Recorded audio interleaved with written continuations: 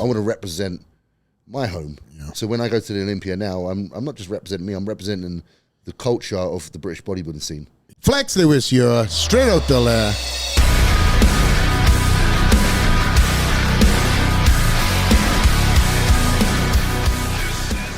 Today's guest I have known for over 15 years, an athlete that's come through the same system as me, from junior bodybuilder to winning the overall Mr. Britain. Known for his blue-collar work ethic, his no-nonsense approach to his craft. We also talk about his new endeavors in cosplay, gaming, and other platforms, which have all enabled him to connect to a new fan base and open more doors. One of my favorite people in this sport and one of the best of British bodybuilding. Here's a podcast with James Hollingshead. James Hollingshead. Hey, give me your own intro in your own words. I like this. He always does the.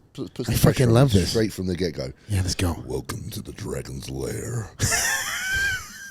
Podcast starring Flex Lewis. Man, we might have to change that up. Just take it. Just sample it. Yeah. Hey, flip your headphones around. Not that you're going to hear anything back.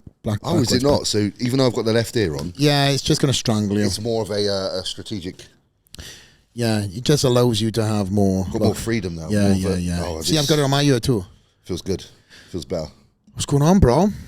A lot. Yeah. What a fucking year, huh? God, what a weekend. What a weekend. Has it been a weekend or has it just been a week? I don't know. But yeah, no, what a year. Very important year, very good year. Many ways, many aspects for everybody, for yourself included. We've just kind of got to the tail end of it, reaping the rewards of all of our, I suppose, efforts. Yeah. So, yeah, very productive. Feel very good. So, right now, well, this is Ed. This is going to be obviously post-Olympia. Yeah. So we are at the Olympia weekend. You've just competed. Yeah. And you've had a phenomenal year of, well, just a lot of different things. You know, you've been not only focusing on the bodybuilding side of things, but you've gone into other endeavors too. But before we get, too far ahead of that, I have to say, well, I've known you, first of all, for a very long time. And I was trying to talk to, I was speaking to somebody yesterday, maybe the day before, and then the day that you were in the office. Who was in the office that day we were talking? Was it Fuad, right? Yes, it was, yeah. Yeah, we were talking about just how long I have known you. So for all the viewers and the fans and everybody on Spotify, I've known James since he was a junior bodybuilder in the British Championships. Was I competing in the Open when you were competing in the juniors, or was that a little bit young? I was, my first competition was 2008, the year after you turned professional. Yeah. But I was already coming to the shows, getting inspired by the likes of yourself. So I was actually at the 2007 British finals that you won. And then that was kind of like the kick in the bollocks for me. Like, okay, if you want to be like this guy, because what I always looked at, I was like, okay, Flex is the overall champion, but he was once junior champion. So in my head, I was like, okay, it's time to get involved in the juniors because that's the start of the road. And if you can do well in that, then look where you can end up. So you was always like setting the example. So that was 2007 was inspired. 2008 I was on stage, did my first junior British in 2009, and I won that title, and that was kind of the start for me. Who was in your class back then? Jordan Peters. That's right. A young chap called Roman Smentek, which was an absolute unit of a Polish boy. There was a few, but it's funny because I've done the competition so many times, I get very muffled. Yeah, with who I've competed against and when, because I didn't have a very clean run into the pro status. There was a lot of up and down, So I've competed so many times, even at that level, that the years become somewhat a blur. Well, speaking about the ups and downs and stuff, what year would you say things clicked for you? Do you know what? It's really funny because I thought they clicked in 2014 because I managed to win the super heavyweight. I was 24 at the time. I was like, wow, 24, super heavyweight. That's a great title. And I thought it clicked that much that when I came back overly confident. And let me tell you something, I didn't even place the following year. No way. So I went from being the best in my class to not even making top 6. What was it then that kind of? I think it was a little bit of contentment and thinking that I knew enough and thought it would come easier than it did. Expectancy. So something, I would definitely thinking about now and talking about now to tell people, just because you've done well, it doesn't mean you're guaranteed to do better next time. So just take that into account, because that was where I was at. So you didn't win your pro card that year? Nope. So back then, there were one pro card given out, and it was the same thing when the year that you done the supers too. Absolutely. So I had to win my pro card the same way that you had to win the overall. Champion. Yes. These guys got it fucking easy now, bro. They do, and I ain't taking nothing away from no one. But listen, like, you knew you were doing something right if you're able to win your category and the overall, because you've gone against literally the best of your class and then the best of every other class, and still come up out on top. You know. Yeah. Right now, though, you can win. Well, I say win. That's not even the word. Right now, you could play a second and win your pro card. Yeah, I've never got that. No, I've never got that. I would take it. I don't think I would either, and I think a lot of people would agree, because it'd be very hard to like live with yourself if you are of the champion mentality. Don't get me wrong, everyone has that mentality. Some people do just want the card. Yeah, it's more of a hey, look at me. But I know that you were never like that. I was never like that. The only way I'd ever accept any acknowledgement is if I actually did achieve the goal set. So, you know, I never would have even applied. There was people back then that won their class a couple of times that would apply for a pro card. That's right. I wouldn't even do that. I'm like, unless I win the overall, like, I don't think I'm worthy. So I waited until that was something that actually did come to be. And what a fucking list of names. Yeah. You know, you've got the guys like Dorian Yates, Ernie Taylor, Luke, Sandoe. Honestly. I mean, you look at the guys who have turned pro there, and they've gone on to really do some damage in the pro ranks, you know, globally. And you can add yourself to that name on that list. Yeah, it's a cool list to be a part of for sure, because it's history at the end of the day, and it's not just history in bodybuilding, but it's history in British bodybuilding. I agree. And there's something really, you know, you don't have to necessarily be the most patriotic of people to still have a lot of respect and you know, care towards your birthplace. You know, but to be the best of what comes from where you're from. Yeah. I think it means more. So, like, you know, like we're saying about these winning the pro cards, like, I would feel somewhat quite wrong if I went to like Spain, for example, and won a pro card, because it wouldn't feel right to me, because the whole point for me was to be the best of the best on home soil. Your homeland. You know, I want to represent my home. Yeah. So when I go to the Olympia now, I'm not just representing me, I'm representing the culture of the British bodybuilding scene. Yeah. And if I hadn't won my pro card there, I don't know if I'd feel that way. So this year in itself, and going off the back end of what you said, you've had a tremendous year. You've made a lot of changes going into this year's prep. More than anything else, you've taken heed of your own prep. And what I've noticed, with that being said, there's such a mentality change. There's such an aura of confidence that has come with that. And for the fans who don't know what I'm talking about, can you enlighten what have you done this year, from working from coaches to now taking over in your own prep? What was being that change? So, you know, there's this ultimate goal as a bodybuilder for me, is always to be able to see myself into shape for a show, because I just feel like, what if no one was available? What if something happens and if people can't be there to help you? You need to be accountable and knowledgeable enough to like kind of see things through. So at the beginning of the year, I was kind of saying to myself, I think if I don't try this now and I don't put faith into myself from all the things I've learned over the years, then I'm probably never going to know whether I'm capable or not. And I would resent myself if I got to the end of my career having never really tried to listen to myself. And this year was an opportunity for me to do that. So I set my goals on doing the Arnold Classic UK, and I said to myself, when I do that show, that will tell me whether me listening to myself or not was worth it. And fortunately enough, I did that show, and it was actually probably the best I've ever been. Oh, incredible! It was a great show. I didn't win the show, but I won the show for me, like in regards to the presentation, the confidence, stage presence, just everything seemed to click a lot more than usual. And I feel like I don't want to have to rely on other people all the time. Like, at the end of the day, no one's going to care about yourself as much as you care about yourself. And it doesn't mean other people can't care about you a lot.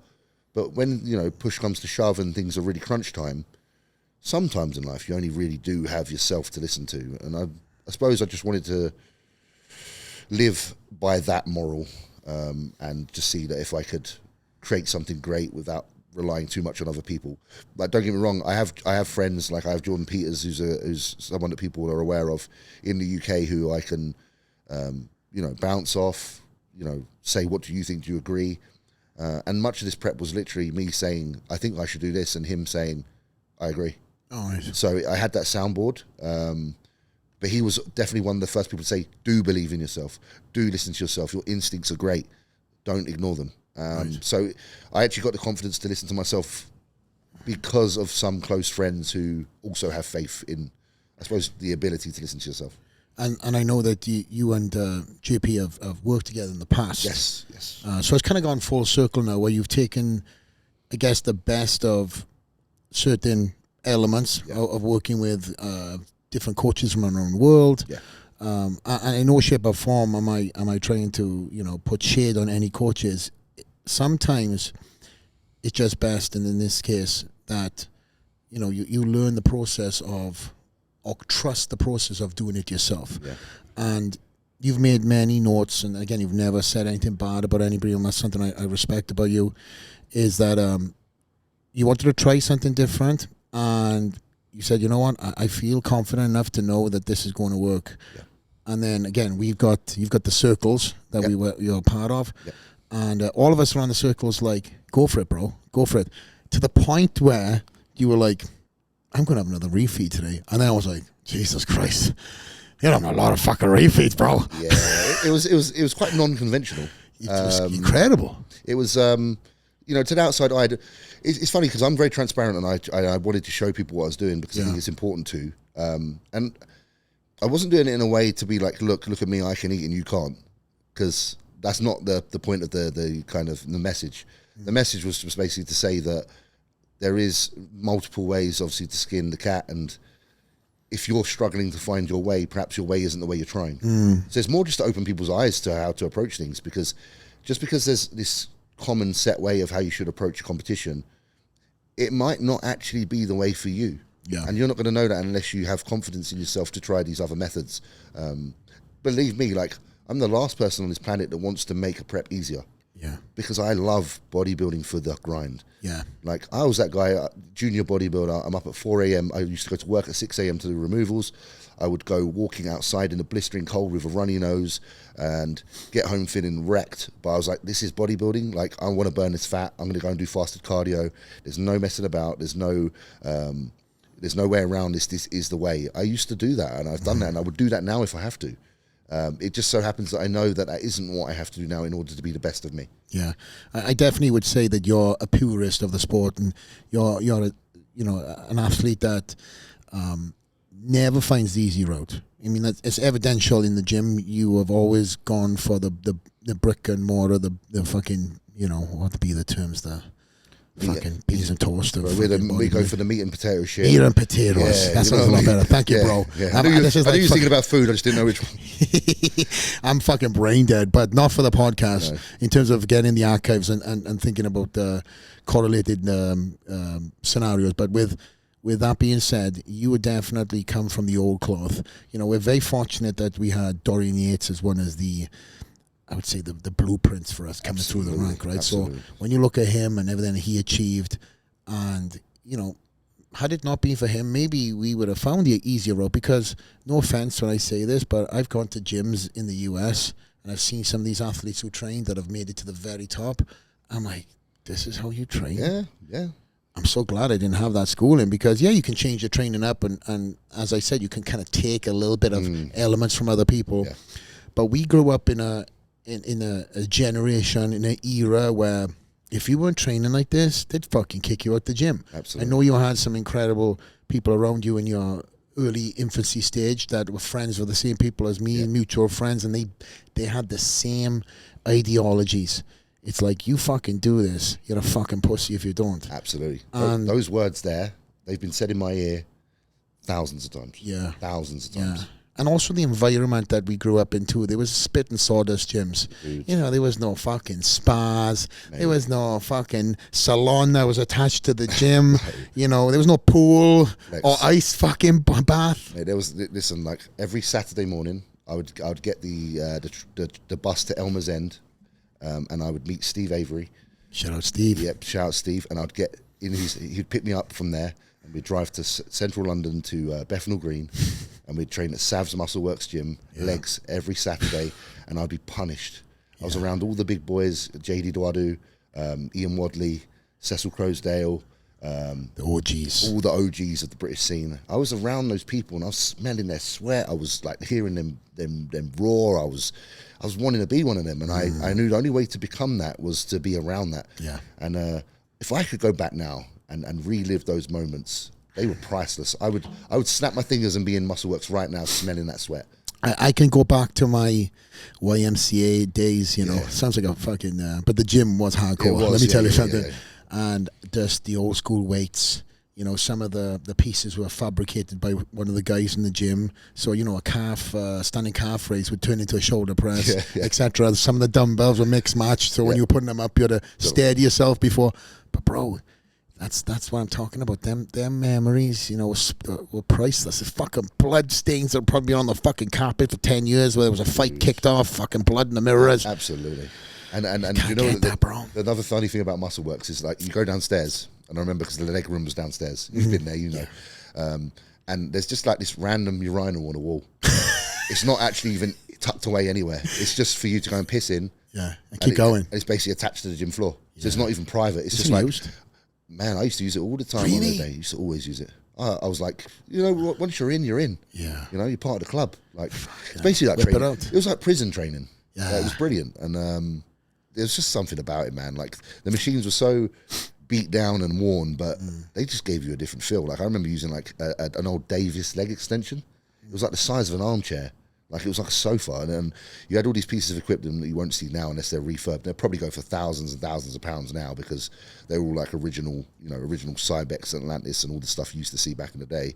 It was I'm rambling on. It's just because when I think back, it's such good times for me, and it's just I forget that I was there, and I'm so thankful for those times because they built a level of like kind of fortitude mentally, because it was literally like training in an environment that was tough. So it made you tough. And I'm not saying tough like, I'm going to knock your block off tough.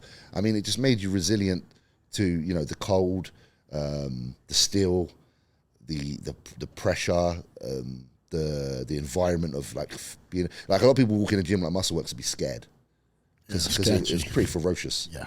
But it made you ferocious. And that ferocity like kind of translated into your training, and it made you something. Yeah, you want to be a fucking, you know, you don't want to be a big fish in a small pond. Oh. You want to be a fucking minnow in the ocean. So, and that's what gyms like that were to us. I remember just going in after I moved, and again, we have very correlated stories where I had my moving company a little bit later on in life, but I had my moving company at a very young age, and I would work all day, and then I would go to the gym. Yeah. And I would, you know, in terms of business, confident as anything. Yeah. I just, because I controlled the environment, I controlled the tempo, and when I walked into that gym every day, I was like, what the fuck's ahead of me? Because I wasn't leading the pack. I was training with Steve Naylor, who was the Welsh champion, who ended up going on to win the British and the European. Incredible. It's the same, like, honestly, it's like a mirror image. Yeah, like that was just my I'm better looking. You're better looking, and no. your guy... Shorter. It's this... It's funny because I was, just as you was talking about obviously doing removals, I was just flashback again. Just remember, like, I used to take like giant Tupperware to work, and what I used to do is just put all of my food in one Tupperware, and I would just like fork for it for the day. That's right. Grazing. You didn't know when you could stop. No, that's true. Those kind of jobs, man. Like when you're getting involved, you're getting involved. Yeah. And we couldn't, you know, we couldn't just stop when we wanted to. So you know, you come from that background as well, where it's like you did what you had to do to be able to have the financial.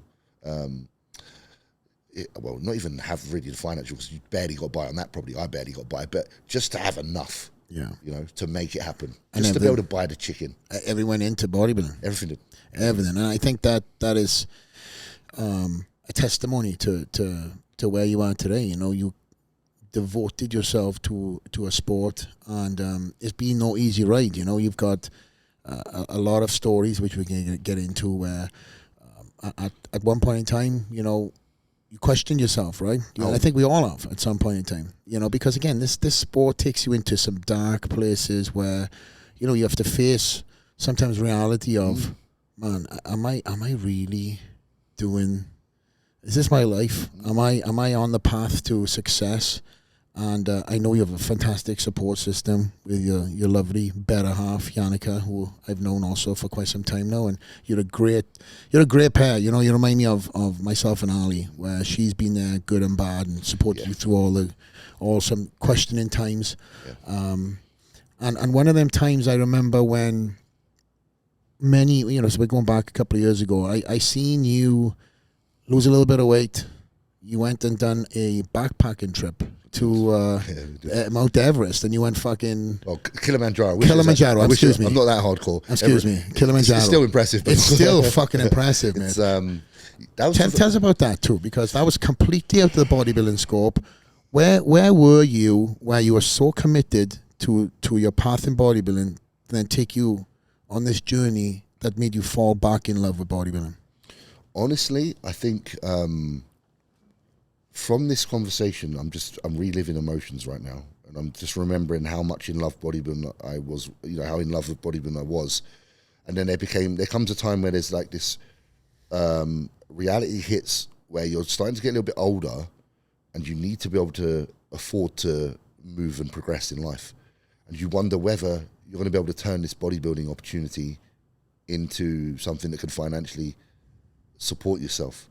And I was at a point where I'd won the British as a super, but I missed out on the overall. And I think what happened, I just reached burnout because I was like, I've given it everything and I still missed out. You still won there. Yeah, and I just kind of like, I was like, I needed to, it sounds so cheesy, but I needed to find myself because I spent so long being only that bodybuilder that I didn't pay attention to a lot of who I am. I know that I have more inside than just someone who can graft and lift weights. And I was only paying attention to that part of me. So I just felt this huge desire to, it wasn't even challenge myself, but I needed to extract myself from a scenario that would keep me being the same person. I had to basically extract myself from somewhere, put myself somewhere completely different and see if I can survive. Which is what a lot of people do when they, I know it's not the same, but a lot of people go and do these like, I'm a celebrity, blah, blah. Yeah. I suppose a lot of them, their personal reason for doing it is to see if they can manage. And I just had to see if I can manage. And being away from, technology, people, life, it was the only way I was going to be able to really see what I want. Because you only know what you really want when you're absent from everything. Because all the while you're around things, temptations, influence, exposure, you don't really know what you want because it's just advertised to you. Take yourself out away from it, and if you're still craving it, then you want it. So for me, doing the climb to Kilimanjaro and reaching the top of that, and then like coming back down and being like, you know what, I can't wait to go and do what I was doing before. It was needed. On a personal level as well, like I won't lie, that was also another thing I needed to do was to see if I'm capable of other things other than just what I'm doing. So, to be able to see if I am mentally tough enough to put myself in an environment is one I'm not used to, be around people I've never met and work as a team and get to the top of this challenge and see something that I've never seen before. I was lacking something in my life along the lines of seeing something beautiful. Right. Like I know the world's beautiful and I didn't let myself see the world because I was letting myself only do bodybuilding. And you know what it takes to be that. Like you don't have opportunity to see things all the while you're in the heat of it all. So I just basically reached a point after I suppose maybe a good few year span where I was like, if I don't do this now, I'm not going to truly know who I am and what I'm about. And luckily for me, doing that trip opened my eyes, relit a lot of fire, but also did teach me that I am able to do other things as well. So don't judge yourself and think you're just a one-trick pony. In the future, when opportunities arise that might be different, you are able. And that was really what it was. And that was what year? That was 2015. So 2016, you put yourself back on the saddle? Yeah, and I managed to actually crack top 5 again, which was a win for me because I was like, okay, I'm back at national level. I'm back in that first call out. I'm on my way back up. I have confidence. And the fire was there? The fire was there, and I was like, next year I'm winning this. So going back 1 year, you said 2015 that was? Yeah. So 2014, when you won the super heavy, you done it with would you say like on gas mass 6 as opposed to 10? Because you said that you lost something going into that prep, or was it? Excuse me, you lost that after. No, because let me tell you what I did. This is where it's crazy. I got back from Kilimanjaro early half of the year. Yeah. And I said to myself, I'm still going to compete. I challenged myself to compete the same year. So I tried to get back on stage within the same year as doing that venture. What was that time duration? That's when I didn't place. What was that time duration of Kilimanjaro and getting back on stage? I mean, I probably got back from Kilimanjaro and had long enough to diet. 8 weeks? Maybe 8, 10 months. I was like, I'm going to do it. Because I was riding off of a high, this is where it works both ways here. I was riding off of a boost from life. Yes. But I also kind of miscalculated how much you could achieve in a short period of time. Yeah, there's a commitment process. Yeah, absolutely. And that was an error on my behalf. But, the following year, same mindset, I still felt pretty good. And then I managed to get back to where I was almost. And then in 2017, the year that I said I will do this, and it was the last year they were giving out the pro card. The last year, right. I managed to do it. Yeah. And then that's when life changed then. Life did change. How so did life change for you, James? Opportunities came, not because you just suddenly get opportunities because you've won. I was already building relationships. I was already acting professional. I was already trying to be someone who people would like to be involved with. I already had good people that I was in communication with way before I was even a professional. So that when I was professional, these people remembered me from way back or prior engagements. Yeah. And had a good level of respect for me and mutual respect for them, that they gave me opportunities. I remember turning professional and I had managed to get like this nice little contract that paid me I think it was like something like £800 a month. Yeah. I was really grateful. I was like, wow, I haven't even done a pro show yet. £800 a month can pretty much pay my mortgage nearly, my half of the mortgage. Yeah. That's not bad. Onwards and upwards from here. It's the beginning, And that was what year? That was 2017. 2017. And what year did you say to yourself, okay, this is my crazy run into the pro ranks now. I'm committing myself. This is the full focus. 2018, I had a slow start as a pro. I actually placed 12th in my first pro show. Didn't place in my second one. Was that Spain? Spain. Yeah. And then I did Tampa, I believe, and I didn't place. And then my third pro show was the Prague, and I managed to get top 6. That's right. And that moment for me there, okay, you placed top 6 in a pro show, dude.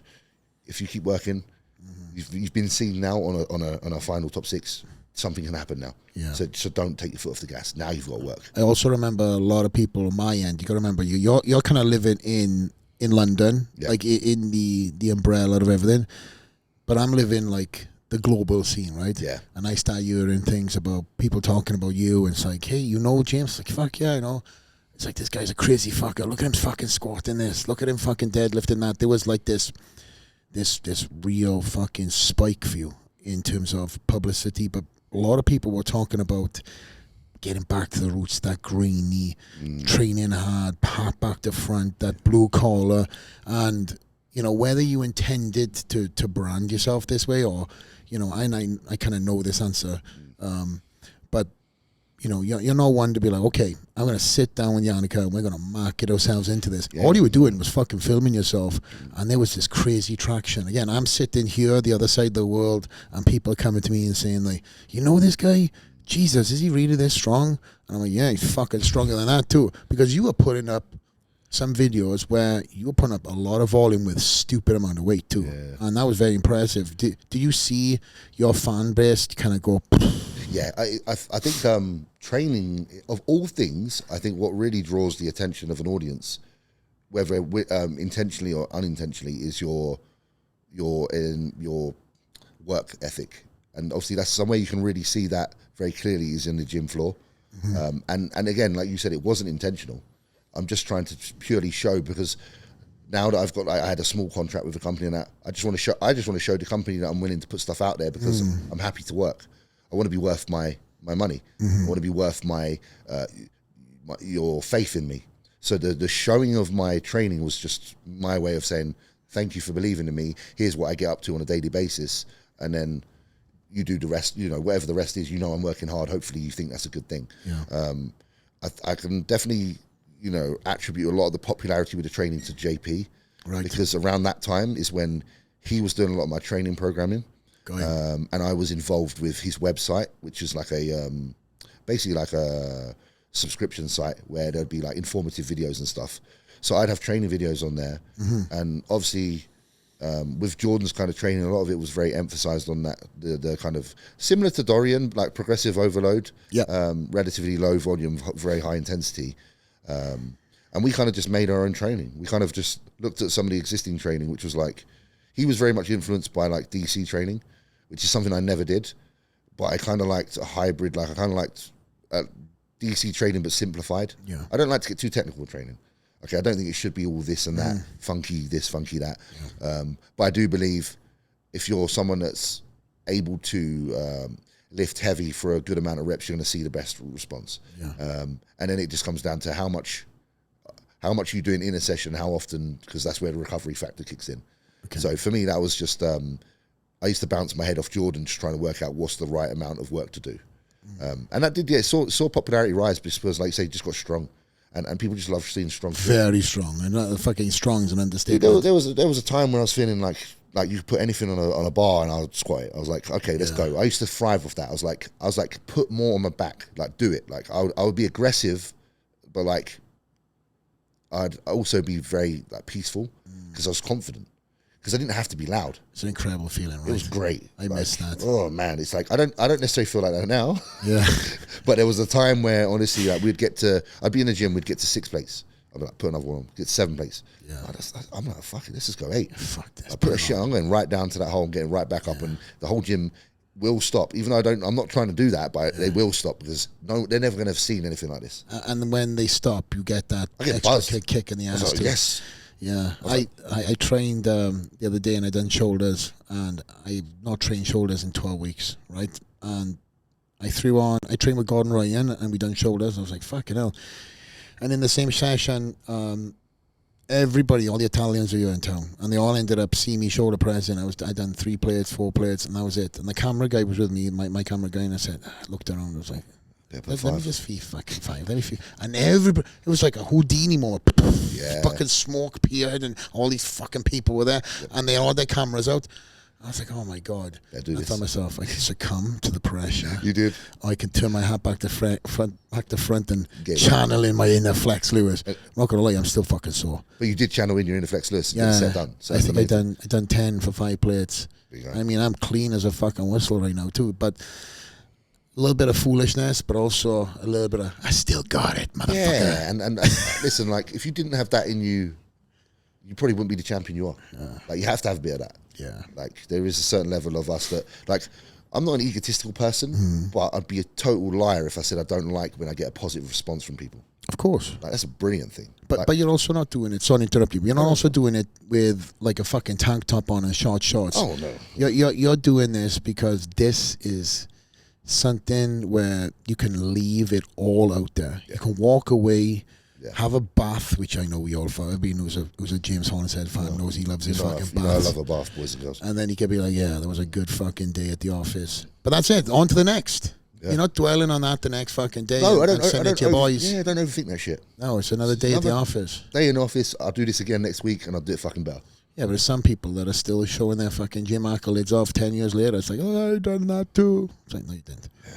Yeah. Anyways. I hear that. But, you come from that cloth is what I guess we started talking about. We kind of went off the point, but it's installed in you, and you've taken that blue collar element, applied it to your life, applied it to your bodybuilding, and now in my eyes, you and Samson, who else is competing? Jamie was competing this year. You guys are like, incredible professionals on stage, and more suave. I've seen what all of you have done with your brands. Every one of you that I've mentioned, they're all unique and different in each aspect. And, from me as your boy, and kind of like looking at you like a little brother, I've come through the ranks from the juniors now to be in the conversations. Every time that you enter yourself into a pro show, they're like, James Hollingshead's here. Can't wait to see what this guy brings. It's incredible. Yeah, I appreciate that, Flex. It's it's a nice position to be in, and it takes its time. You know, it's been a few years. Like I've been a pro since 2017, and it's not like that off the bat. And you know, even now, like you're not going to get it right every time. You know, take this Olympia for example. Like it's going to be 50-50s. I've had a lot of really positive feedback from people, and a lot of people really love what I brought. And me personally, I'm very happy with the steps forward. But then there's glass half full, glass half empty kind of guys, and a lot of people, even fans, will be like, "Oh, he didn't quite do what he wanted to do," and maybe look at it with a little bit more negativity. But I've just kind of like, again, from the mentality that we have now, I don't really look at anything like the glass half empty anymore. Yeah, I always look at the half full. I always think about what have I managed to do, not what have I not managed to do. And I think that's something that allows you to wake up the next day and continue. But also, like, never let anything be too heavy on your shoulders that it stops you from wanting to improve. I've seen that improvement with you this year. Yeah, do you know what I mean? It's just like, I used to be really hard on myself. And what did it do for you? It did nothing. It actually, if anything, it makes you more emotional and more pressured, more erratic, more troublesome. And all those things just aren't welcome in an environment that's meant to be conducive and allow you to become better. I feel it suppresses life. It does. It definitely doesn't allow you to even fucking grow. And I'm not just talking it's not about the stage. On stage. That comes with you. I'm talking about even with your relationships and stuff like that, because there's nothing worse than being with an athlete who is so hard on themselves and then is listening to the fucking negativity that comes with social media and then personifying that onto their significant others around, right? Yeah. And it can easily be done. I mean, listen, I remember being myself at many topics of scrutiny, and I come to realize then that, you know, if I am not the best in the world and I'm getting this shit, and the best in the world again 10 times worse, you're doing your fucking job. Absolutely. And I think at some point in time you clicked and you were like, wow, you know, I'm always going to have some sort of scrutiny. You know, no matter if I'm doing fucking 20 reps or I'm doing 2 with 7, fucking 8 plates on my back, somebody's going to say, exactly. What the fuck is he doing now? He's a bodybuilder. Absolutely. Where's he getting from that? You fucking idiot. Whatever it is, right? Exactly. All the way to you put 2 plates aside and then you do 20 reps. Like, why is he only lifting that Why much? the fuck's he doing? You want to be pro? You got to put fucking 8 plates on his back. It's like you can never win. Yeah. And I think they're still talking about you, though. Do you know the thing as well is like, it's just noise. Noise. It's just noise. And then there's noise, and then there's welcome sound, and welcome sound is who you choose to listen to, and that's normally like your closest. You know, people like, you know, I visited Anth Bales a few weeks ago, a good friend of mine Great from the guy, UK. bro. Great guy. You know, he's somebody I compete against. Bro, he's probably again one of the few that are from that cloth that really bleeds this. The guy's wearing lumberjack jackets every day still, you know, and hangs around with, you know, Leroy in his ear. I went up to his gym and trained, and still trains like a fucking maniac too. Dude, he's training like he's still competing. Like, it's ridiculous, and that's how you know that's like just DNA deep. It's crazy. Yeah. And but I again, like this year, I've chose to surround myself and talk and communicate with people like that who I draw a lot of positivity and inspiration from, and also people that, you know, they draw inspiration from me as well. It's mutual. Yeah, like they've said a lot of nice things to me, and how can that not be a good thing? Yeah, you know, if you all kind of respect each other and find that after a conversation you've had, you walk away feeling somewhat more positive, that's the way you should be spending your time.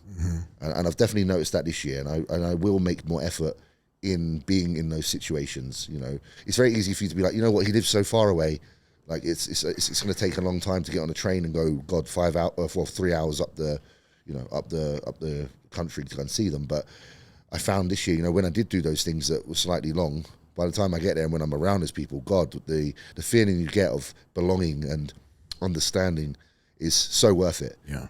And that's another thing, like choosing to be around people that you feel like you belong.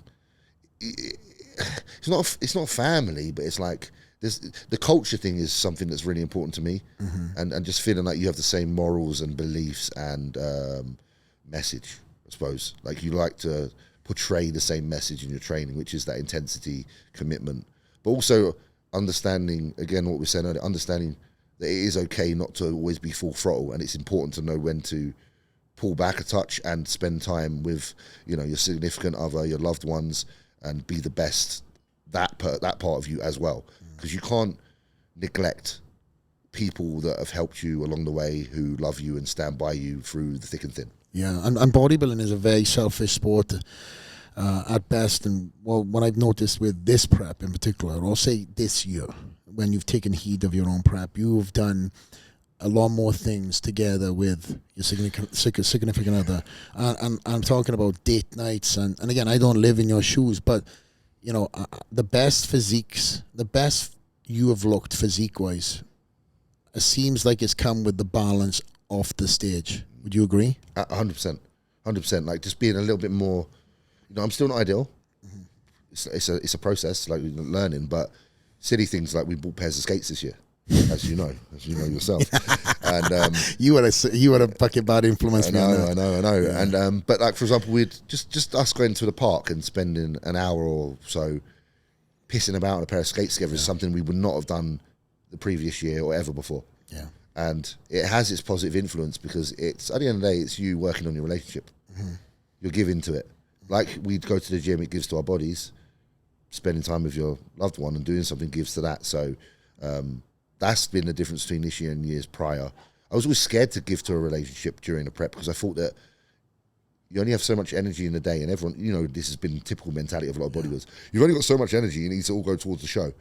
It's not true, because there's only so much energy that is required towards the show. Anything that's beyond what you have to do is excess, and it's waste. So, you know, by the time you've done your cardio in the morning, Flex, you've trained midday and you've eaten your meals, you're home by 4 o'clock. After 4 o'clock, why do you need to sit there and just, you know, like doom yourself to thinking about bodybuilding? You really don't. And that's been the difference this year. That's the last thing I talk about. Absolutely. I want to think about. Even I have selective days when I was in my last number of years of being on stage. Sorry. Wednesday, don't talk to me about nothing. So now when I was in prep, my Wednesday then became like my media day. Perfect. But I'm still training for the Olympia. Yeah. So now Wednesday, still I come into work, but, you know, in my prep, I shaved off a Wednesday and I shaved off a Saturday. I didn't want to talk about bodybuilding. I didn't want to hear about bodybuilding. I still done the cardio and whatever else. Yes. Yeah. But I had to have family day, and I really had to have that time, which I craved in the end, away from the sport. And the only way that you can keep that passion alive is by having time away from that. It's like, I've said this kind of many times, where it's like you go on the road, right? You go on a sponsor tour for a week. You know, first 1 or 2 days, it's like, oh, I got the bed to myself. It's nice. 3 days in, it's like, fuck, I miss my wife. Yeah. I need to wash my socks. Yeah. Who's doing the dishes? Yeah, it's nice. But then, you know what I mean? The heart grows fonder when you're away. And I know that the balance that you've brought with all your new endeavors, which I want to talk about, has definitely separated yourself away from the packing bodybuilding, but also brought this new, I would say, this new love of exploring new options. Yeah, absolutely. Exploration, for sure, yeah. And you've been working with Comic-Con. We've been turning up there and managed to so on the Comic-Con front, literally I think the beginning of the year they held a Comic-Con in London, and a good friend of mine loves all the he collects the figurines. So he's got all the Ninja Mutant Turtles, I mean, like original Todd McFarlane figures, thousands and thousands of them. It's crazy. And he was like, we should go to Comic-Con. Yeah. So I was like, yeah, sure. He's like, but you got to dress up. Yeah. So obviously then we're sitting there trying to work out what we're going to do, what we're going to dress up as. It's a big event. You know, we want to make it fun, so we're going to do this properly. Just so happens I'm obviously bald and got a beard. And, there's a few characters out there that fit the bill. So I decided to turn up to this Comic-Con as a character called Kratos. Yes, bro, you look phenomenal. God of War. So, he's the one that's like, boy, speaks like... What's it like? He's boy. he speaks deeply. It's like, I'm a god. And we kind of was like, okay, this guy's him. And went there, and I said, you know what, it's a good opportunity to film. So I took my friend's girlfriend, who's a friend of mine, Maddie. She's called Fade Films. So anyone in the UK that wants to know a good filmographer, Fade Films, took her with us to just like kind of film it casually, like not documenting it or nothing, no like real talk, but just film some highlights. And we put that on YouTube from the first one, and it's had like 5 million views. Fuck, I know, bro. It's just Isn't stupid. that crazy? Yeah, and it just made me realize, like, Jesus Christ, like bodybuilding's good, but so is Comic-Con. So we got a lot of traction from that particular event. So a lot of people are like, oh, you know what, you should try and like get more involved. So the plan is to like kind of keep my fingers in such pies. I do like the thought of acting, and I do like the thought of crossplay, not crossplay, cosplay. Cosplay is when you play against other console gamers, sorry. Cosplaying. So with that being said, there was a second Comic-Con. So I decided to go back as the same character, return. A lot of people are like, you should go as a different character. But I'm like, no, let's go back as the same character, but better. Because I think if you can like really make that your character, then people, you know, you own it. So we went back and filmed again, and the video is doing good. It's not doing as good as the first one, but I think it's very hard to replicate the initial boom of anything. But the second one actually granted some opportunity. They were releasing the game this year, the second of the newer God of War games. Yeah. So luckily at the Comic-Con there was a gentleman there who is an event kind of event organizer. I can't remember his name. I think his name was, it might have been Ben, but Yannick will have to confirm that. Nice gentleman. And he asked me if I'd like to do the launch for the game. So basically turn up at the midnight launch, dressed as Kratos, and just basically get people excited and take a few pictures for Sony in game. So of course I said yes. You know, I'm balls deep in prep. You know, old James would have been like, piss off, I'm in prep, I'm not doing that. And that's the mindset difference. Yeah, dude. Like, and I went there. We went there, and it was midnight, and it was in Stratford upon it. It was Stratford, yeah. Sorry, the Westfield. I didn't realise the game shop was actually outside, and it's midnight, and I'm dressed in the UK. Yeah, and you see what I was wearing. Yeah, I'm wearing like nothing. Fucking went in it. I was freezing. So as soon as I got there, the gentleman was like, do you want to just like get people rallied up and excited? So I was like, yes, please, because then it meant I could get warm. So I just started batting my axe and shield and just roaring and saying, who's ready for Ragnarok and all this stuff. And managed to do that. And you know, they offered they paid me, gave me a copy of the game, treated me very well, and you know, it was just something to add to the CV. Yeah. So that was a nice little touch this year. That was something completely different, totally different audience. It's amazing how many people that have tagged me in things to do with that now ever since. So, you know, anyone sees anything on Instagram now to do with anything God of War, I'm tagged, which is great, because that was kind of, it wasn't even the desired effect. Yeah. But it is really cool when people are like, you know what, they affiliate you with that now. And you are a big gamer too, James, right? That's something that's been would you say it's a escapism when you're in the world of games? Yeah. Takes you away from prep, the hunger, the mentality, the pressure of everything? Absolutely. And I was going to say this to you earlier because it was funny. I'll go back to this quickly, but I just wanted to say, like, the longer you bodybuild, the more you notice that you need those things. In the beginning, you don't need them. Yeah. When we were younger, it's quite easy to be really resilient and just one-track minded. But as you grow older, I think because you are exposed to the world and all of the things in it and possibilities, that's why you start to almost crave letting other things in. And that was what I just noticed by talking to you earlier, is that you said the same kind of thing, that with the family time in your later preps, stuff like that, that all came later. In the beginning, you kind of don't need it. So that was like me. I went years without playing games. And then it got to a certain point where I'm like, do you know what? I need that in my life. Yeah. For the sake of what you said, that whole escapism, switching off, but also social, because I play a lot of online gaming.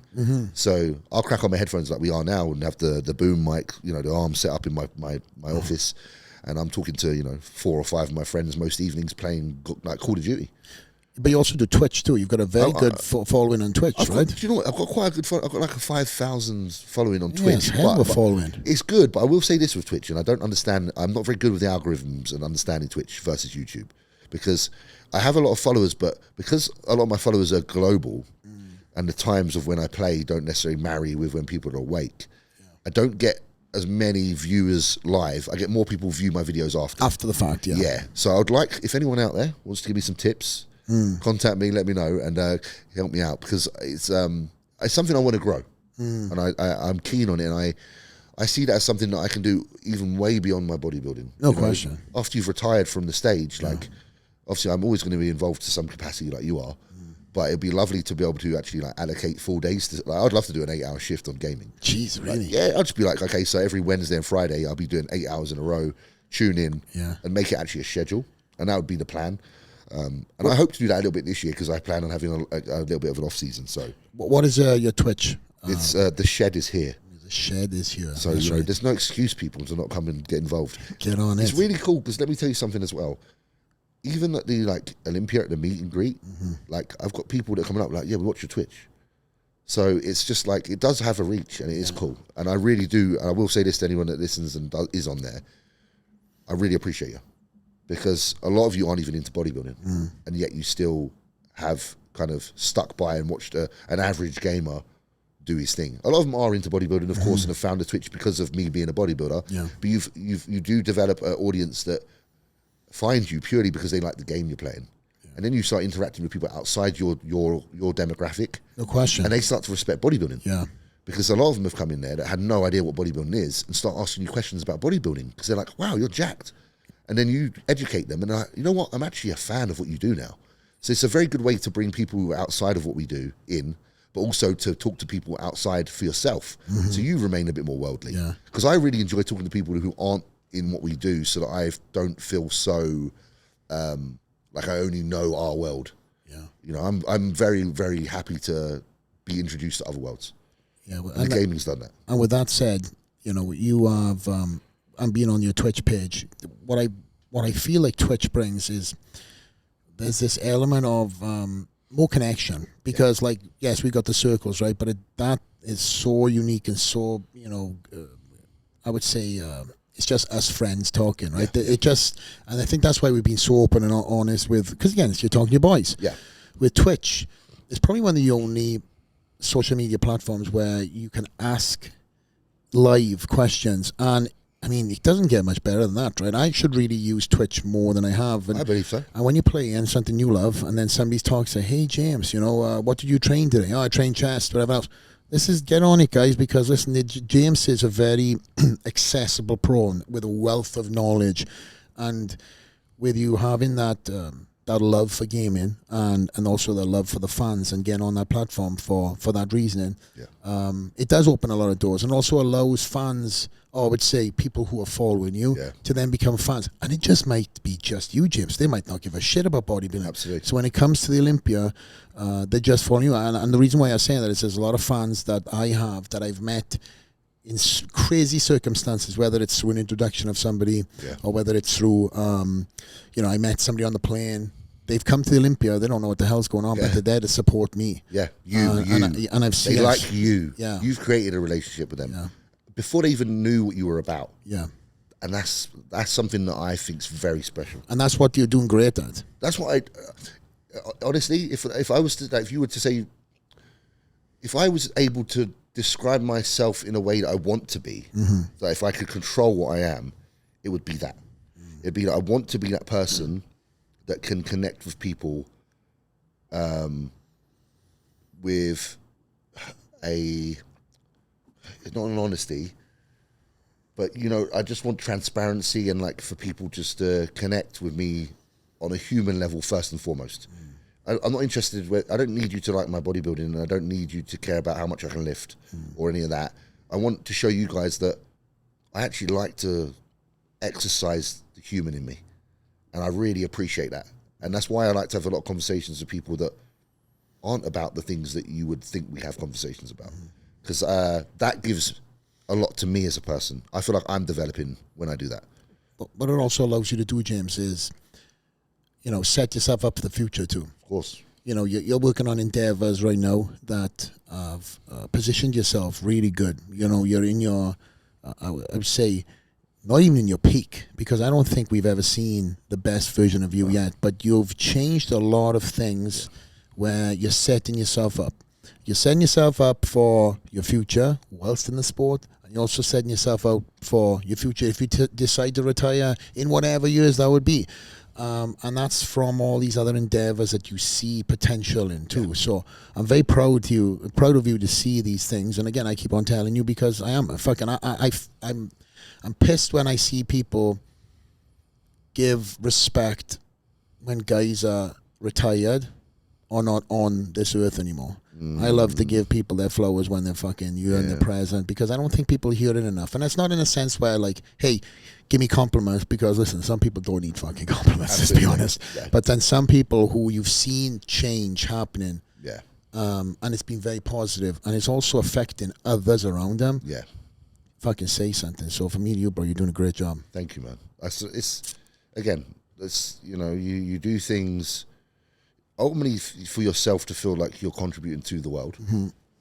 But then if other people say that you are, then that's the icing on the cake, and that's why you saying what you say there means, you know, a lot to someone like me. So again, without going too far in the endeavors, I try to put a few things in place because I know the importance of that. And I know the importance of that because of gentlemen like yourself. And I've been very fortunate to know a few people who are somewhat further in their progression than I am in what we call life, that I can reach out to and have honest talks with and have some advice from. And again, you're one of them, and a few other friends are as well. So it's obviously very much appreciated from me. On the business aspect of things, you've opened up Kings. You know, and that was, how long has that been open? That's for the people who know that's James's gym. Well, it's opened up with a partner. So I opened it. So the way it was, I was very involved in the beginning. Not as involved now. Okay. So the way it kind of works now is I'm kind of like, I'm on like a payroll thing. I'm a part of the gym. I'm like kind of, it's like mascot as such now. I initially opened the gym with a family that I know. Right. With the intention to kind of run it quite a lot and be there. But because of the competitive side of the bodybuilding, we come to an agreement that, you know, I need to focus on that. And my friend Chris, one of the family members, was like, look, you're still stay involved. Stay involved. We want you involved. But take a step back. We know you can be a professional bodybuilder, because this is before I turned professional. It's a great partnership. It wasn't too bad, man. Like, like a lot of people don't get it because they don't know, because it's quite hard to explain, because it's not like a straightforward kind of setup. Like we'd known each other for years, and I wanted to help them launch something and use a bit of the small clout I had to help get the members from the get-go. So we opened the gym. It was successful from the start, like booming from the start. That was a major part, obviously, from my perspective, not to jump you off, but I know of this gym because of James Hollingshead. That was the plan. That was always the plan. Like, you know, and it's not like a lie, because I do train there. It's like, I actually love the gym. Like, you bring a lot of people in too. Yes, like, dude, I'm here. I love this gym. Come train here. That's basically our message. Like, we train hard. This is the gym that I like training at. I'd love you to come train here. And that was the message from the get-go. It was all the equipment from my previous gym, so I couldn't lie. It was like we basically purchased all the gym equipment from my previous gym, which was Pink's gym, which was a legendary gym in my area. Old school, very old school. Yeah. Peter Pink, Carl Shorten. And because we had all the same equipment, it technically was still the gym that I had learnt to bodybuilding, but just a change of location and a rebrand. That's kind of cool. Yeah, so it still had the same, you know, the bones were there, but it was a time, the bones were there, but it was an opportunity to make something anew. It's like moving house. You're creating new memories. You're still bringing the sofas with you from the old place. Still take the old sofa. You know? Yeah, absolutely. It's like, you know, I've done a lot of stuff in that piece, but now it's a new home. It's familiarity there, but opportunity. I got you. And that was the thing. It was an opportunity to take the gym into the current climate, because the old gym was kind of everything I just said. It's the old gym. Yeah. And it was getting to a point where it was time for a change. And that change meant that we need to bring it to the current. You know, the industry was changing a lot. Yeah. Like, it was becoming far more popular, busier. More people want to get fit nowadays than ever before. Space was limited. We needed a bigger place. So all of these things were taken into account and kind of went into the thought behind the new gym. So we launched that in 2016. And I loved it because I trained there for 1 year and I turned pro. And the message was, I was trying to tell people, the only reason I've turned pro is because of this gym, because the energy. And one thing that was really, really distinct was my old gym that we used to train at had very low ceilings. And it sounds really weird, but the minute we moved into like a warehouse and had more height, I felt like I could be bigger. It's like, you know, like a fish, you put a fish in a small tank, it can't get big. They don't grow, do they? No. Put it in a freaking big one, it gets massive, apparently. It was that. And that's true. And I said to people, I said, this gym for some reason has allowed me to outgrow myself, because it's just new, bigger, and expansive, and it provides something different. The aura was incredible. I would say the Aura was better then than now, like if I'm honest with you, because we've kind of just like had to adjust to, again, the industry changes and how things are, and we have more clients now and things have to be a certain way in order to meet, you know, the happy medium. Yeah. I had a bit more say in the beginning in regards to music and stuff. You know, I would go in and I would put my own music Crank on. your fucking rock on, whatever I it would be. put whatever I want on. And what would that be? Heavy metal or something? What would it be? It was often a mix between your bog standards, your Linkin Park in the beginning, sometimes a bit of a Five Finger Death Punch. But like, I love Eminem, you know, I love rap music. So we initially, actually, our first sound system in there was actually CD. Oh shit! So I just brought my CD pouch. Jesus, no one else got a chance. Like because there's nobody fucking got CDs. That's why, James. It's just me with the CDs. I was like, thank God I'm an old like one of these geezers from back in the day. So I used to just come in with my CD pouch and I just used to whack on my own music. And obviously over time, started to be a bit more accommodating. But don't get me wrong, no one complained. It becoming more accommodating because they invested into fucking Sirius FM probably. Yes, absolutely. That's exactly what happened. Just like that. But yeah, so we're, you know, the gym now is like, business wise, it's better now than ever. Okay. We have more gyms. We have 3 gyms and I believe another 2 are going to be open. Where are they at? So we have the initial one, which is HQ, which is my kind of base, which is Croydon. Croydon, okay. We have our second one opened in Mitcham, which isn't far from Croydon. Mitcham is like the rude boy ends, like, you know, which is cool. It looks after them boys. They all need a gym as well. They need their gym as well, you know. Boy, Croydon and Mitcham. And then we got one in Colston. This all sounds so chatty. I love it. Colston. Mitcham. Crawley. Easton. And then we got one opening. It's going to sound the same now. What we got opening one in. Yannicka, where the open one? Hounslow. What, son? Hello, son. I'm going to be in Hounslow next week. You can be there. Get a cup of Rosie Lee and Rumour has it the shed fucking trades there. Rumour has it. Do you know, that reminds me of John Thurston. You know, the owner of Muscle Works. Oh, yeah. It really does. I haven't seen that guy for a minute. He was in the Olympia. He was here? He was about 2 rows behind you. He fucking was. He was. Jesus, we did even say hello. Sorry, John. Sorry, John. Sorry, mate. But he's done a great job of his gym too. Brilliant gym. That's another gym. Like I know you go up there. Luke used to train there too. Used to train with Luke every now and then, and it's a great gym. Yeah. John's a very passionate fella about his equipment and quality. You've been there many times. I know you've done some promo in there for the Arsenal stuff. Yeah, good gym. Another good one. So yeah, we're not short of gyms over there. Yeah, and like I say, Kings has provided me with a lot of choice because we have multiple, a lot of freedom. You know, if one's closed for maintenance because it's happened before, you can go to another one. And there's still great gyms. So yeah, really good. We mentioned a name earlier, twice actually. Yeah, Luke Sandoe. Absolutely. Somebody that was very near and dear to you. Listen, it's so funny because I'll talk about Luke now, and I'll probably, this is cool because I don't mind this, but I just get teary. Just fucking get teary because I think maybe cause I'm at the Olympia. Like this weekend and this is where Luke fucking, you know, he done this shit. Like Luke was like kind of he's not my big brother because we're like the same age, but I looked up to him. He's your brother. He's my brother. Yeah, and I looked up to him because he was like so good. Yeah. You know, everything that I like looked up to, I wanted to be like that. Yeah. And it's like, it's weird for me because he had a lot of belief in me. He's like, you'll be at the Olympia, bro. Like, because when he was here, I wasn't even Olympia qualified. It was only after Luke passed that I won a show and I was like, I'm going to the Olympia. And the sad thing with that is that you never get to tell him. The good thing about it is that I feel like he gave me the energy to do so.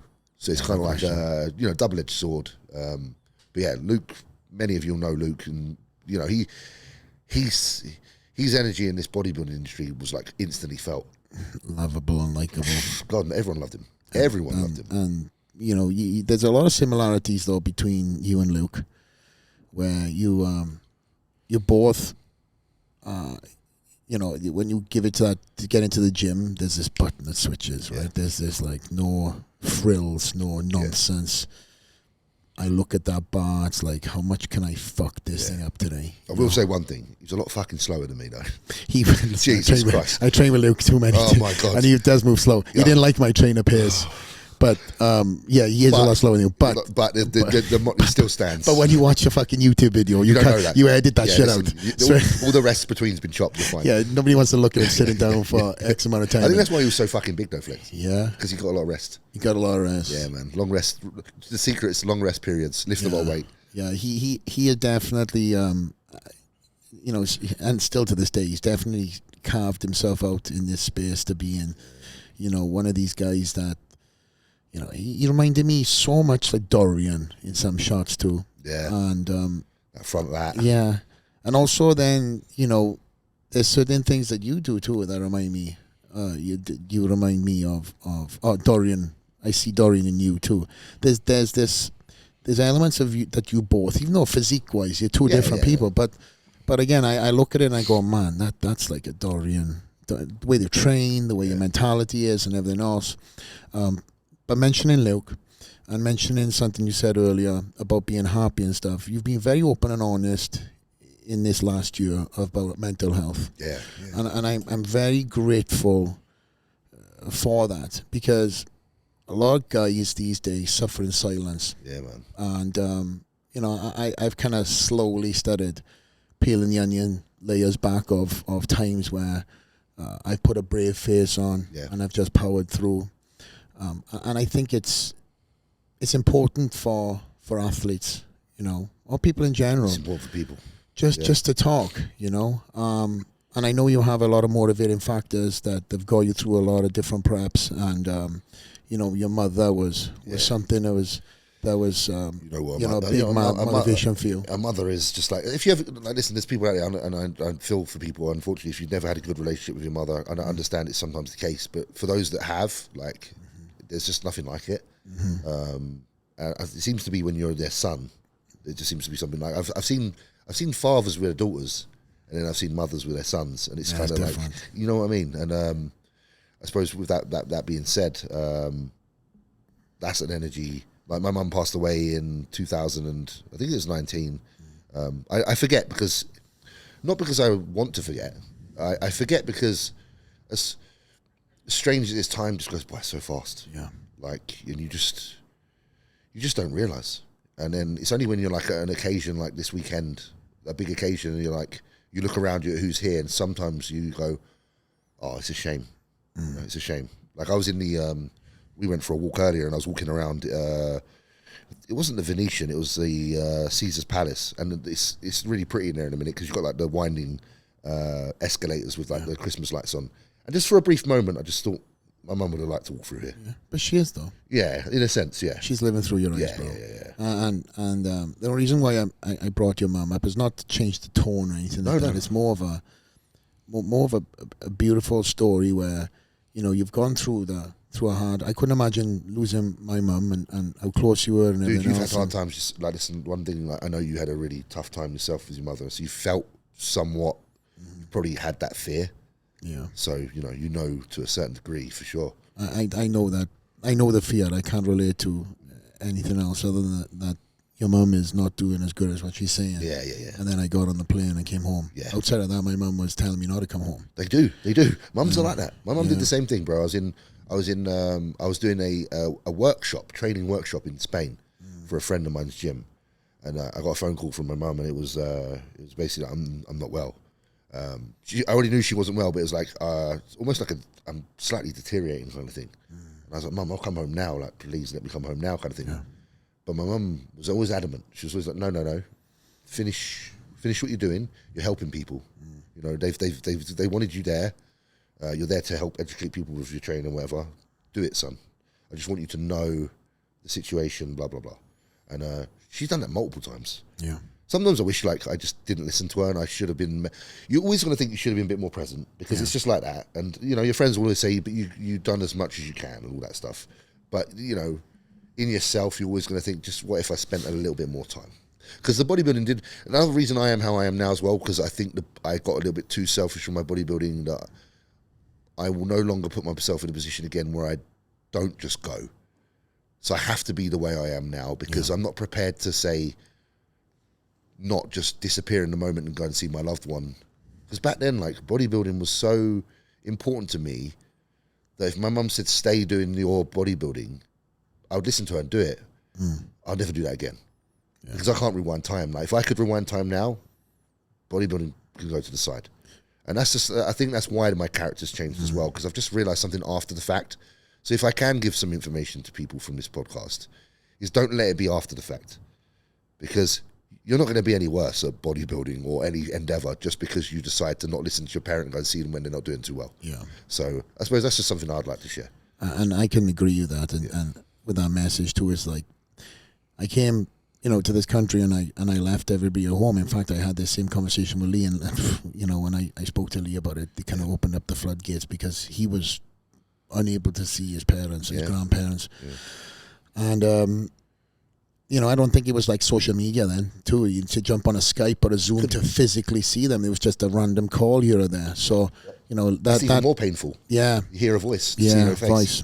And we are, we all know Lee. We all love Lee, and Lee's a crazy fucker, right? But as soon as we talked about that and the distance that he had from them, he just opened up the floodgates with him. And I can relate because I was stuck over here as well. I couldn't go back. Yeah.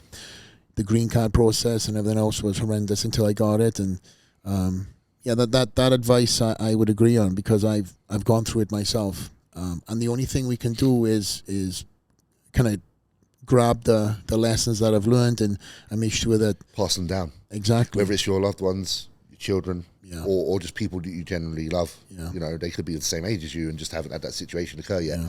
If you can give them some, I suppose it is knowledge. Pass it forward, pass it back. Then it's something they can use for themselves and hopefully it's helpful. Yeah. But listen, bro, your mum would be so proud of you this weekend. Oh yeah, absolutely, she would. No question. No question. She definitely would. She would be. It'd be interesting to see how she would have responded because, she'd be crying, she'd be jumping for joy, and she'd be shouting. That's her boy on stage. She'd be hugging Yannicka a lot and crying on Yannicka's shoulder because she would always pinch herself to so she would bond with whoever I'm with. When I was younger, when I was really young, I had a girlfriend who came to some of my first shows. So my mum really would bond to her because they would experience the shows together. So I know if my mum was here now, the first person she would have just latched herself onto would be Yannicka and be like, "Oh my god!" And it's they'd make Yannicka cry because they just make each other cry because that's what people do. It's a trigger response. It's a trigger response, and then I'd walk out and I'd you see him crying, then Jesus Christ, everyone's crying in the room. I know. So it's cool. And then again with Luke not being here, but I always feel like when I do shows, he is here in energy of some sort. Yeah. I feel like he's very responsible for the James of today in many ways. But I'm grateful that he's responsible. Yeah. I always feel like I'm not an idiot and no one can ever be Luke and no one should ever try to be someone else. But I'm very happy that people acknowledge that I try to honor him. Yeah. Because I do try to honor him because I love him.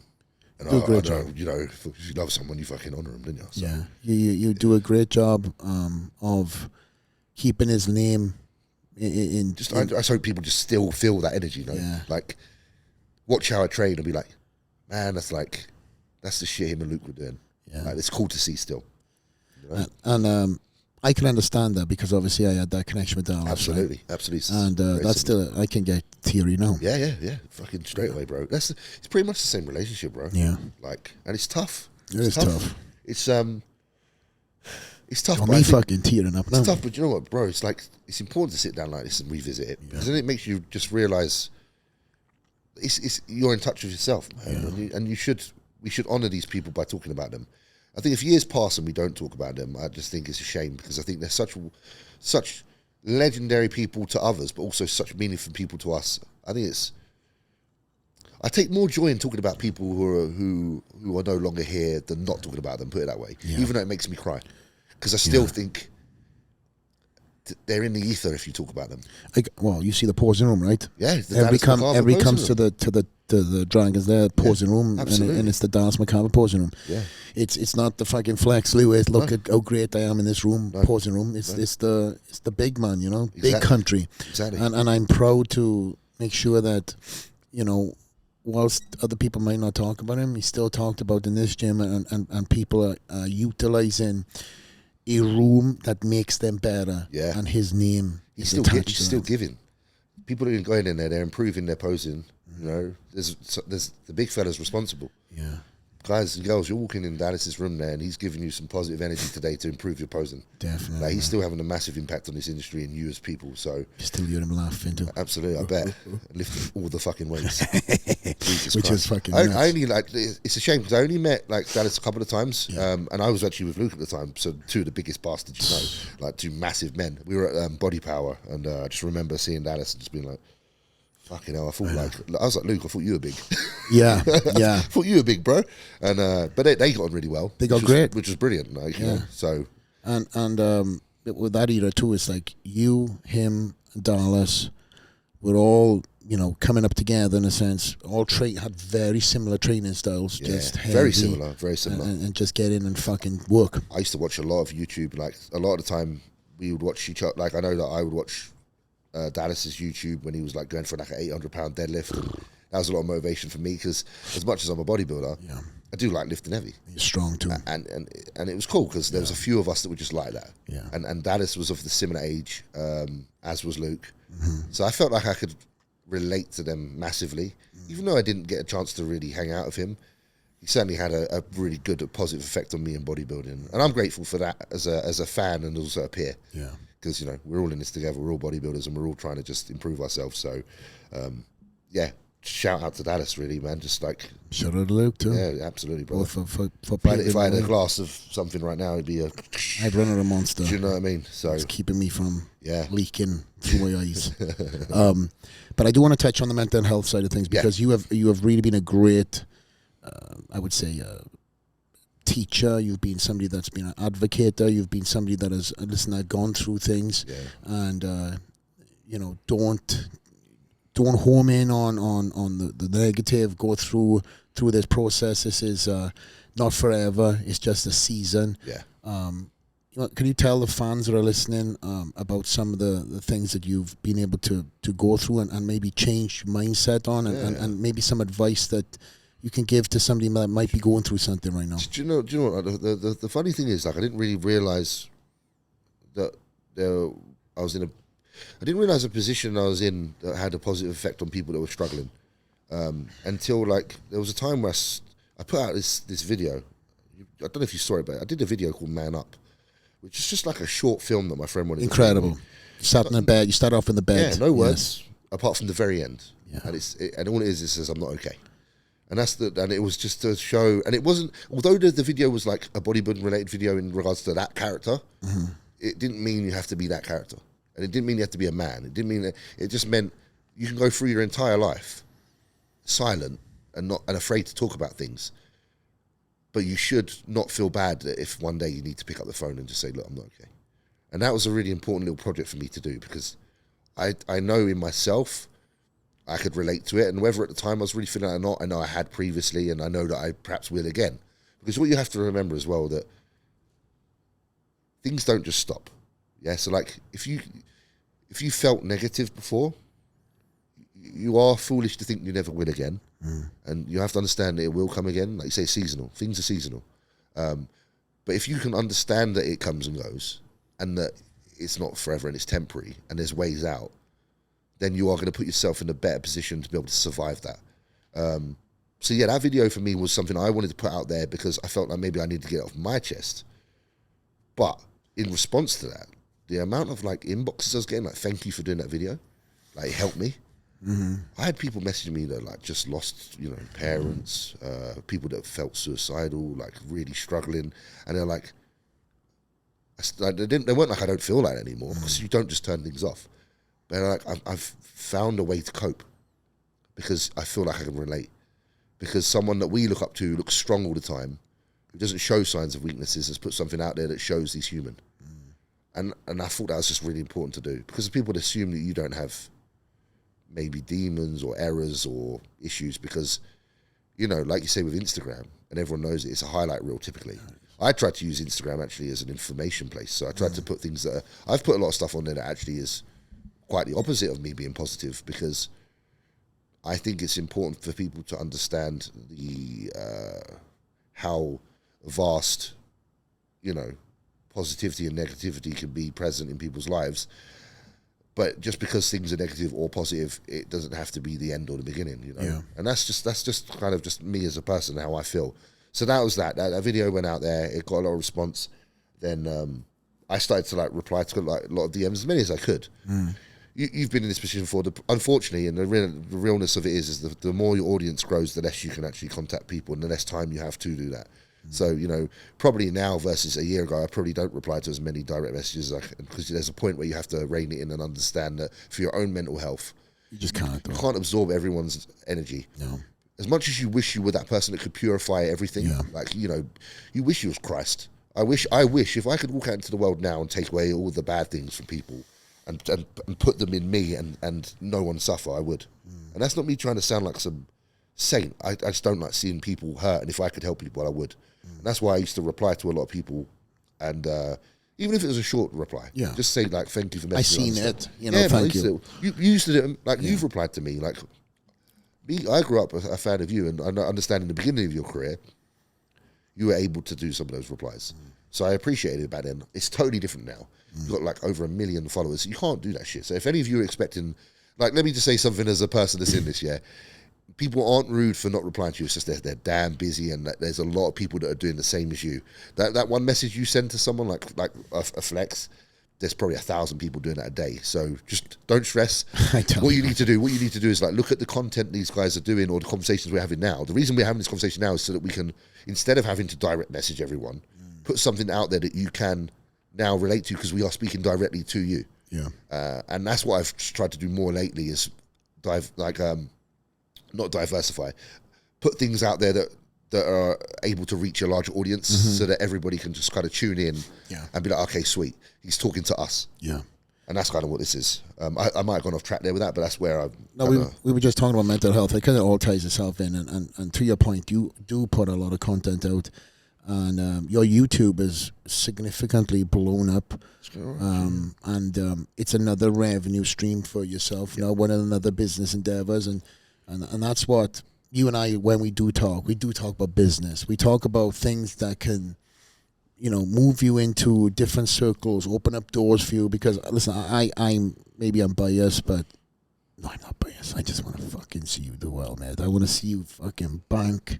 I want to see you, you know, do everything that you've ever imagined and more. And it prides me. It's like that gets me, you know, that fulfills a big part of my heart. You know, I see it through Hafa. I like seeing talk, and I like seeing action. And then I see results. And one of the reasons why I you know, look at guys like yourself, look at guys like Hafa, is because you might say something to me in close, you know, conversation. Hey, I'm thinking of doing this, or maybe you're telling me you're doing something, or maybe you're thinking of doing something, whatever it was. But there's action. Too many people fucking talk these days, and there's no follow through. Hafa has got all these other things going on in Brazil, businesses and investments and stuff like that, but it doesn't change him as a person. He's also allowing himself to soak in this new, I would say, this new attention he's getting. And it's a hard life, and to balance being a professional athlete and, like you said, answering the DMs, putting content out, making sure that your brand is looked after as well as possible, opening up doors that are things that are outside the sport, you know, such as the Comic-Con stuff and this and the other. But it all ties together, but yet it is so different. And in that search, you know, that's why I get people, I tip my hat, you know, we've been pumping out podcasts with a lot of different athletes. Over the Olympia weekend, I've been taking my heart off, go outside and meet all the fans, and then I go to the expo, and then I go to the show, and I do all this stuff. You've been putting in a graft. I have to say this, like, honestly, the way that you've been in this room, you know, doing these, and then out there, shaking the hands, taking the photos, kissing the babies, you know, as you do, and making sure everybody's comfortable and happy. You know, hats off to you, number one. But number two, also, it's the way that you're talking about other people. It's great because it's actually how you behave yourself. Thank you. Well, the only reason why I mentioned that, it wasn't for me to get kudos from you. It's the level now of where I'm at. And my mentality to everything is like, okay, let's just max this, because, you know, this is time that we can't get back. You are leaving literally after this podcast. This is time that, you know, you could be spending somewhere else, you know, spending money. Or we could be with, whatever else. Splashing on casinos. Keeping Yannicka out of Louis Vuitton. Oh, she actually did point at the shop earlier. She's like... But we did say, it's easier just to order them because they come to your house. Yeah. I could give you a fake website if you want. I'm only joking, by the way. So every time I wear Louis Vuitton, everybody's going to think I'm fucking faking it. But yeah, when he had it posted, she's got a nice pair of shoes for Christmas. Everyone's like, yeah, they're not real. No, but again, the reason why I mentioned that is it's like it's levels to this shit. And then when you get there, you're up the bar again. Yeah. And you're up the bar again. And when you look back, it's like, Jesus, I complained that I had no fucking time back here. I had all the time in the world. It's just, you come to realize, or what I've come to realize is that I'm at a point in my life right now that I can either slow down because I'm retired, or I can fucking find another gear Level the fuck up and look for more exciting things to do. Yeah. And I'm not gonna lie, one point in time when I did retire, I kind of found myself twiddling my thumbs a little bit, and I found myself going into a direction where I was like, I'm not happy. Yeah. And I found this feeling of not depression, but this feeling of like, man, I'm not filling that fucking glass up. You need to be fulfilled. I need to fucking find pressure also. Yeah. And I see that, my point in mentioning that, I see that with you. It's like if you're not fucking training, you're YouTubing. If you're not YouTubing, gaming. You're gaming. And I'm not gaming. If you're not gaming, you're spending time with Yannicka, and in and all between that, you're still finding time to do stuff with Yannicka. Whether you guys go to the gym together, something else. So, there's levels to this, mate, and the level is always going to go harder, just like a game. It's always going to be another boss that you need to fucking take out, and just like life, right? Yeah. You find this element of up in the bar, and then it's like, okay, but I want that. And then you chase after that goal, and you're in a beautiful spot right now, mate. And I don't know if you know it, but take heed and sniff the fucking roses, because you're there, and you're in an amazing position to open so many doors. Appreciate it, man. I'm definitely trying to say, I think it's important to pat yourself on the back. Good. And you can walk away from a weekend like this. Like, I'll be real with you. Like, I just placed 16th for the Olympia. A lot of people would look at that and be like, oh, 16th, not really 16th in the fucking world, man. And it's like, at the same time as well, it's like, this is probably one of the biggest lineups I've ever witnessed. It was like 30 people in the show. It's the Olympia #1. I won a show earlier in the year that got me here. I got third in a really good Arnold. Like, sometimes you just got to look at everything for what it is. And that's been a successful year. Hell of a year, James. Damn, it's been a good year. Like, and I suppose what I'm trying to say is, like, everyone has their perception of what success is. Some people will look at something like it's not a good run. Some people do. But what does it matter what anyone else's perception of success is other than your own, really? Yeah. Like, your own is what's going to carry you forward or backwards. If you look at yourself like you're not doing well, then it's only you that's going to anchor yourself down. Whereas if you look at what you've done this year with some pride and some respect, that's going to give you enough positive energy to do the next endeavor and the next endeavor and the next endeavor. So you just always got, this is what I said to you earlier about the glass half full kind of thing. Could have achieved a little bit more, maybe, but not through more effort, just because of the nature of bodybuilding, for example, because it's something that is judged upon a look. Yeah. It's not because of lack of hard work. And as soon as you understand that as well, then it's a lot easier to also give yourself a pat on the back, because you can only control so much in this life. So I'm walking away from this year, like 2022, another very good year. Another very good year. And what's exciting about all this is 2023 is going to be fucking that much better. Absolutely. And a lot of cool things coming in the pipeline. There's a lot of good things. There's a lot of good plans. I just signed with Gasp. Oh, congratulations. Yeah. It's been like... Great brand for you, by the way. Yeah, do you know what? I the message is the same. Yeah. Again, everything I do is about message, and I'm not like going to be that guy that's like, yeah, everyone should wear Gasp. It's not even that. I just know some of the gentlemen from there and how they are. Yeah. You've got the likes of like Branch. Like if I can look at someone with some respect and appreciate the kind of the way that they behave and the person they are, he's certainly one of them. Branch is one of them. One of the only few people when I'm around him I get nervous. Really? I don't really know what to say. I interviewed Branch a couple of days ago. I don't know. Like I don't know what it is. It's like I feel like he's very authoritative. And I was like with him like a couple of days ago. So he was like, take my number. Yeah. Like anyone else, I'd be like, yeah, cheers, mate. So with him, I'm like, I didn't really know what to say, and I don't know why, but just I thought I'd just share that because I feel like he's just commands the space that he's in. I find him very, he's like the governor, and I have a lot of respect for him. Because it's been earned. You've watched enough of the carnage that he's done in the gym. He's brutal. Like, and his training style is fucking nuts. He's just worked through and through and through walls. Yeah. Like there's a lot of shit that's wanted to stand in that guy's way, and he's just broke it down. The comeback kid, right? Bro, tear your quad, and 6 months later, you've won Arnold second time. Like that's beyond human. But you know it's also cool for me to hear that you know you still have that element of being a fan in the sport you're actually currently in, right? And I think that element also allows you to understand the sport and what the fans are looking for, because you are a fan. You've been there. You've stood in line for your favorite pro, and now you are the pro to other fans. You are the favorite pro to other fans that stand in line for you. It's kind of gone full circle, and now you're amongst your peers. You're amongst athletes that you once had on your wall, in your gym wall, as like and you're playing in as a DVD in your house, whatever it would be, and they were saying, "Hey James, great job. Hey James, take my number," whatever it could be, right? Yeah. So I think that right there is a full circle of where you've come from too, and the achievements that you've gone through and the battles that you've done, and that get respect to have these guys that you once looked at and still look at, saying, "You're a good fucking dude, James. Take my personal number." Yeah, it's nice from it lets you know that what you've been doing is the right thing. Yeah, and I think that's always good. Yeah, it's like just confirmation that you're on the right path and that you've invested heavily into something that was worthwhile. Yeah. And again, I'm not saying, like, in this world, you don't need anybody really to say to you you're doing well. You don't. Yeah. But it's definitely a bonus.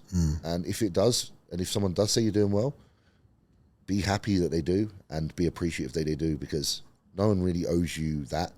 So that's why anybody that's ever been like supportive of me, I find it a big deal because it's actually a lot easier to be an arsehole than it is to be nice. So I know the energy it takes to be nice. Yeah. So that's why I'm very, very grateful to the people who are nice. Bro, like I was, again, like, I don't know how long we got left because obviously we're filming this podcast and I don't want to take up all your time, but this is your time. Yeah, we did obviously the meet and greet, and I'm astounded by the things people say, how nice they are. Like, and the fact that some people have flown to this Olympia just to see me compete. Like, there was someone from Australia. Like, those tickets ain't cheap. Like, the Olympia tickets itself, flying from Australia, I'm like, wow. So I suppose this part for me is actually just a chance for me to say thank you to anyone that's like supportive. Yeah. Because you haven't got to be. So, you know what I mean? Because you really don't owe me nothing, so thank you. Well, I think they get everything and more by watching you. So I think it's their way of saying thank you. Yes. So you understand that. And I think the element of understand that and knowing that allows you to progress in this sport. A lot of athletes who hit the top, they forget about their fan base. It's not even secondary, it's not even third. Yeah. They'll walk away from fucking line. And that's where they then circle back after they're retired and try to be Mr. Humble Pie. But you also remember that you stood in line for somebody and that fucker just decided to go and get lunch. Yeah, no. And that's one of the reasons also I want to make a point out too is, you are now signed by Yamamoto, which is one of the number one brand in Europe, and also, a brand that now is coming to the US. And I would say this with great pride, knowing that they only sign certain athletes that represent, that do, certain things, walk, talk, and act a certain way. And when they told me that they were speaking to you, I said, sign this fucking guy up. He's an incredible athlete. Just not, again, what you do on stage, but also how you are. And again, we've already talked about all this, so I want to say, yet again, it's a fucking great privilege for me to stand now next to you on a booth, which we haven't yet done. No.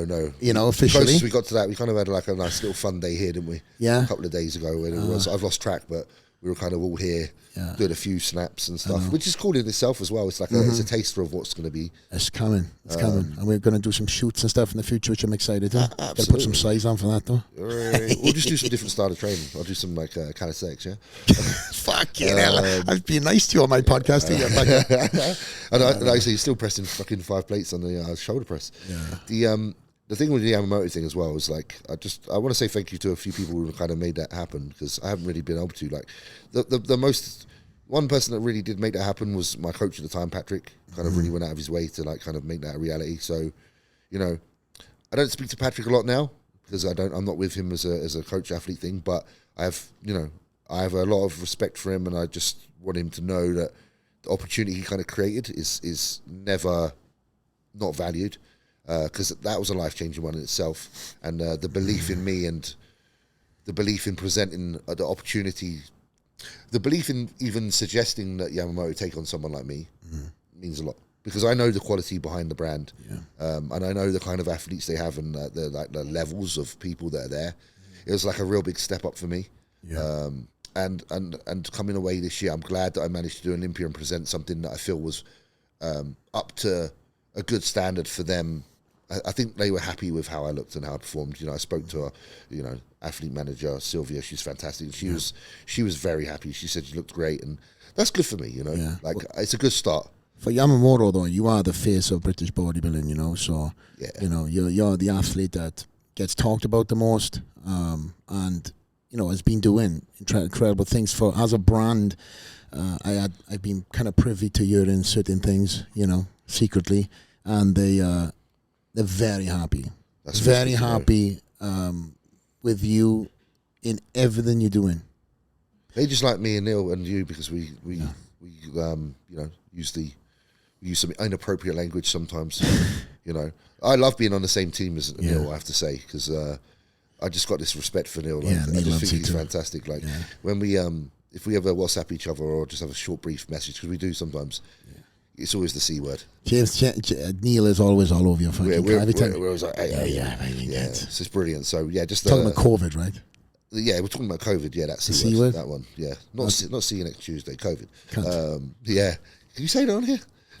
Can we? Yes. Can we say it on here? It's my fucking podcast. Well, because we'll bleep it out just in case it doesn't get monetized. But no, we are also being signaled like fucking air traffic controllers behind us. By the way, that we are being told that somebody has to catch a fucking plane. Oh, okay. I got to catch a plane, guys. Yeah. So But wait. But with that being said, though, James, is there anything you want to round off the podcast? Any thanks and rounding all off, and anything that we've missed out that you want to say right now? You know what? Just a huge thank you to, number one, like everybody that's ever thrown any level of positivity my way.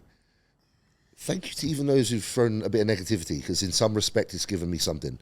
And then again, just like thank you to people that have given me opportunities and had patience, like people like yourself who,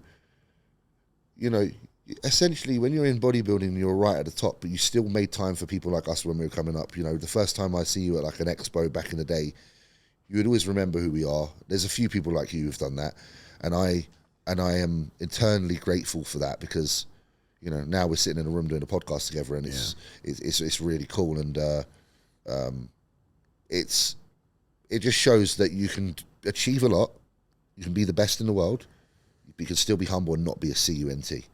You know what I mean? So you've set a really good standard, and this is not. I'm not using this just to blow some smoke up your bumhole. It's more just honestly, because I don't know how often people do tell you how much you've done for us lot.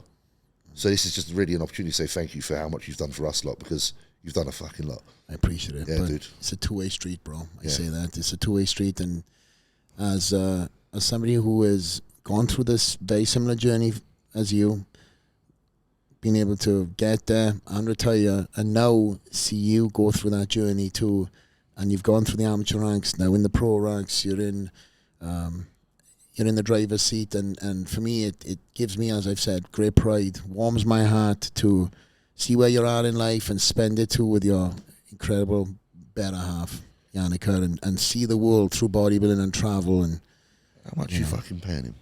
How much she paying you, Flex, to mention that? She did slip me a fucking $5. I thought she fucking did. She did slip me a $5. I told her if she slipped me a 10, I'd go harder, but it is what it is. But. Cheapskate $5. Honestly, it's been a damn pleasure, and thank you for hosting such a great few days. You've looked after a lot of people. It's a great gym. If you're in Vegas, guys, or if you're not in Vegas, get on a plane, get to Vegas, come train at the Dragon's Lair, and if you don't, I'll slap you. I'll fucking unfollow you. I'll fucking slap you and unfollow you. So yeah, come check it out, guys, and appreciate everybody. Honestly, it's great. James Hollingshead. Shed. I got it in my head. You did it. James Hollingshead. The Shed. It's been a privilege. It's been a pleasure. Straight out there with my main man, out.